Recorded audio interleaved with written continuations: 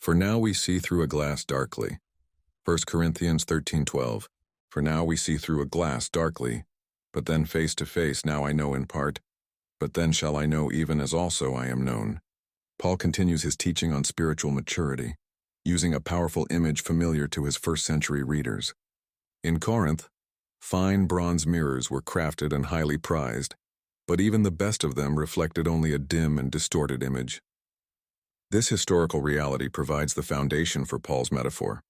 Our present understanding of God's full glory is limited, like a blurred reflection.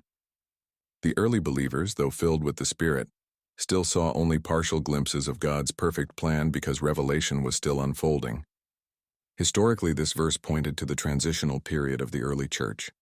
Before the full revelation of Scripture was complete, the saints saw through a glass darkly, through prophecies, partial knowledge, and spiritual gifts that gave incomplete understanding. 1 Corinthians 13:9-10. But the time would come when that which is perfect arrived, meaning the fullness of God's revelation through Christ and His Word. At that point, believers would no longer depend on fragmentary insight but could see God's truth clearly through the completed testimony of Scripture. 2 Timothy 3:16-17. Spiritually, this verse describes our current walk of faith versus our future state of full revelation. Right now we see through the lens of faith, believing in what we cannot yet fully comprehend. Hebrews 11:1. The phrase face to face is not referring to seeing God with physical eyes on earth, but to perfect understanding and communion with Him through Christ, both now in part and one day in fullness when the veil of mortality is removed. 1 John 3:2. Paul contrasts, "Now I know in part" with, "Then shall I know even as also I am known." God already knows us fully, our hearts, motives, and thoughts. Psalm 139:1-4.